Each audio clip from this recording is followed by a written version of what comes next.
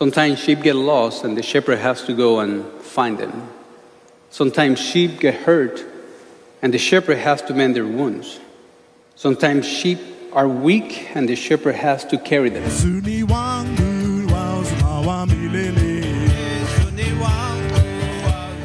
It is a real joy to be speaking to you today, and I want you to reflect this morning on what it means to follow the shepherd.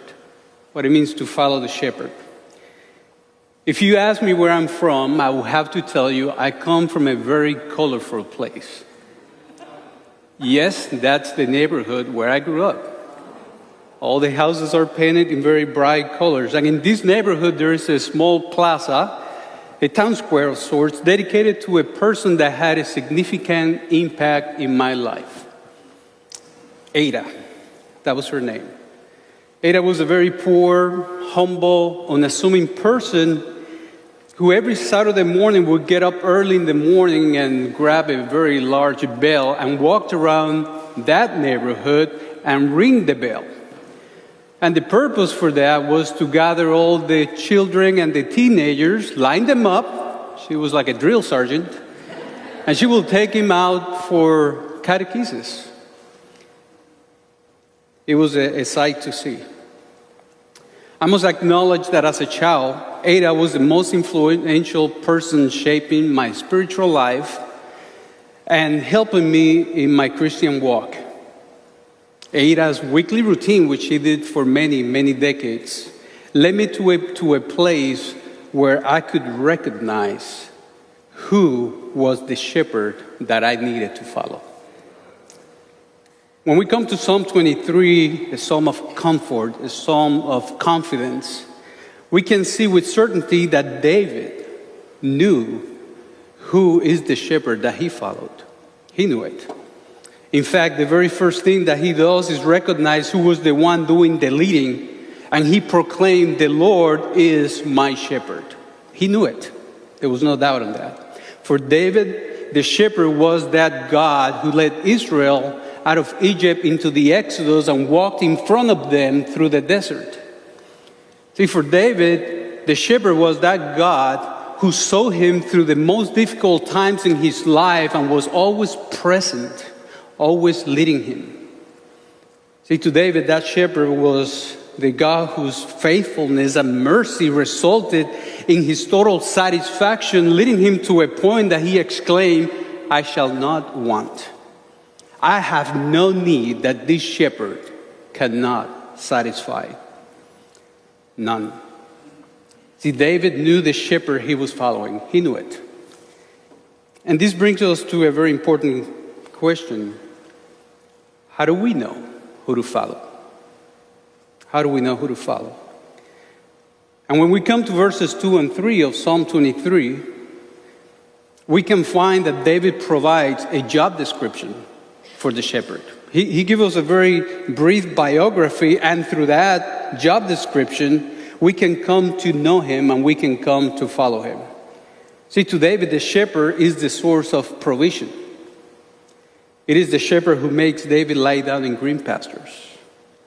It is the shepherd that leads David to still waters. It is that shepherd that restores his soul.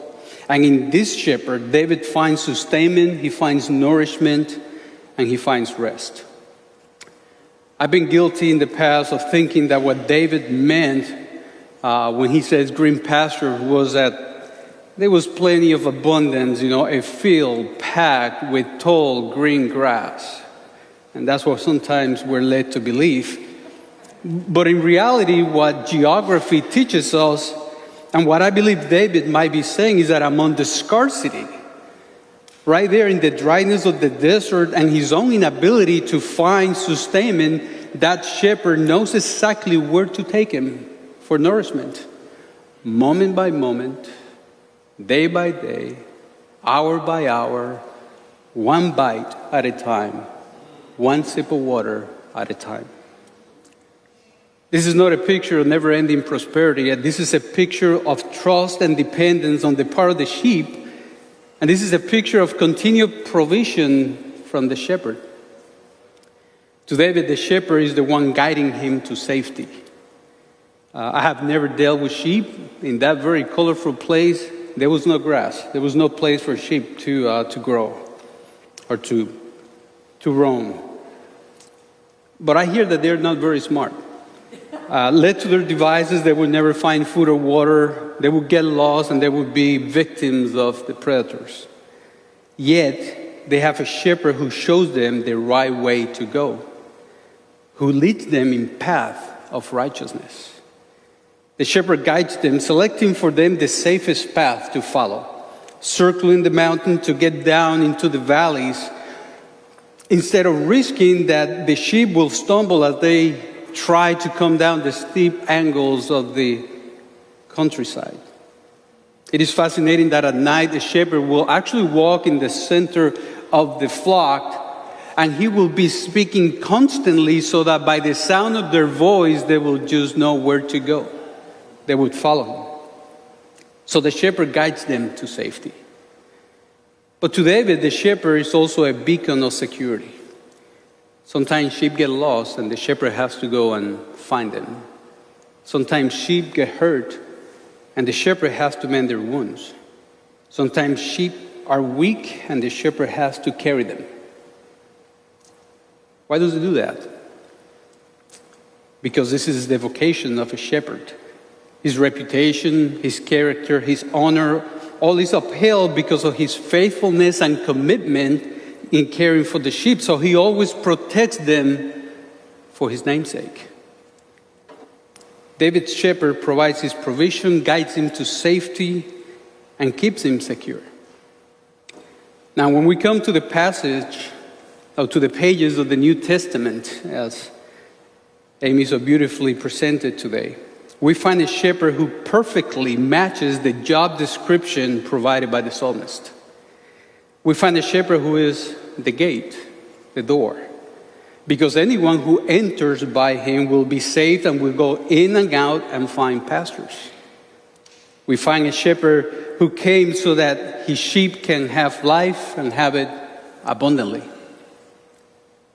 Christ is the shepherd of eternal provision. We find a shepherd who calls his sheep by name and leads them out, and he goes before them and they follow him because they know his voice. It's Christ, the shepherd of safety. We find a shepherd who keeps his sheep secure and is willing to leave the 99 to go after the one that is lost, a shepherd that promises that no one can snatch them out of his hand or his Father's hand. No one. Christ, the shepherd of eternal security. Now, one question remains for us. Having had the job description of this shepherd and knowing him, how do we know when we're at risk of going astray? How do we remain attentive to the voice of the shepherd that guides us? How do we do that? And this is where Ada, an under shepherd sent by the Lord, was crucial. Crucial for me, that's for sure. Catechesis, spiritual formation, discipleship, all in the context of the church. They will teach us to know, to recognize, to listen, to obey, to love, to live our baptism, and to faithfully follow the one true shepherd. And following this shepherd means to trust, to depend, to surrender, so that we can be nourished, strengthened, and renew while we're guided to safety and eternal security for his name's sake. Amen. Eliezer will be reading Psalm 23 in Spanish as the first petition of the prayers. Let us stand together in peace and enter a season of silence.